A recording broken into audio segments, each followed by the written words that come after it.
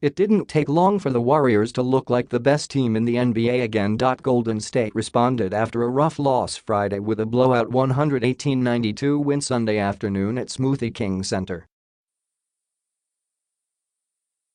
The Warriors sprinted out of the gates and maintained their intensity throughout the contest, securing a 3-1 lead over the Pelicans in their Western Conference semifinals series.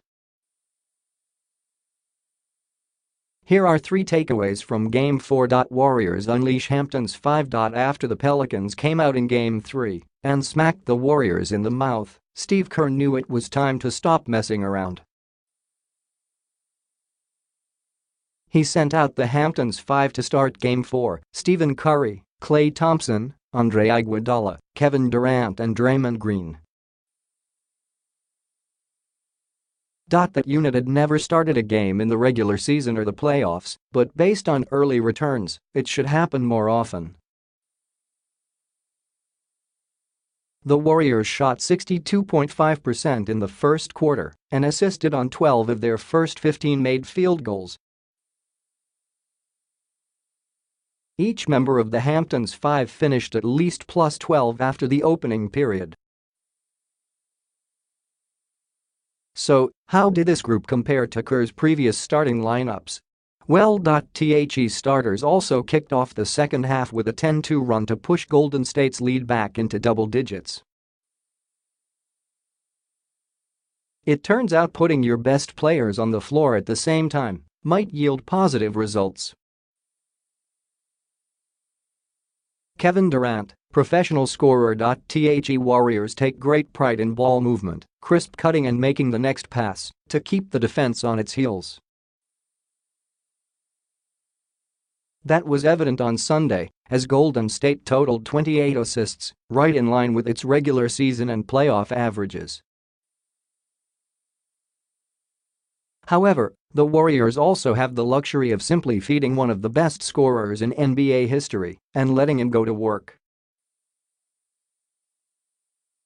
Durant scored 38 points on 15 of 27 shooting, often working out of the post and releasing jumpers over smaller defenders. Alvin Gentry wants to avoid burning up Anthony Davis's energy on the defensive end, but the likes of Jrue Holiday and Etuan Moore cannot even bother Durant's shot. Nikola Mirotic offers more size, but he's certainly not quick enough to stay in front of KD.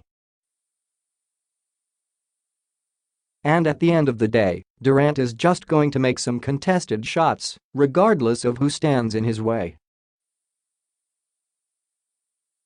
This is the reason the Warriors chased him in free agency 2 years ago. He is an absolute matchup nightmare. Making Anthony Davis work. Here's the message the Warriors defense sent directly to the Pelicans all afternoon: please, anyone but Davis. You can score. And you can score. And you can score. But not Davis. The 5-time All-Star finished with 26 points, but it took him 22 field goal attempts to get there, and he turned the ball over 6 times. Golden State got physical with Davis and forced him into much less comfortable positions than Game 3. If the opportunity presented itself, a second Warriors defender doubled Davis and forced him to make a decision. And those double teams often came from wherever Rajon Rondo was standing. As good as the Pelicans' point guard has been in these playoffs, his lack of a reliable jump shot and his reluctance to even look at the basket on several possessions hurt New Orleans' spacing and made it easier for the Warriors to crash the paint.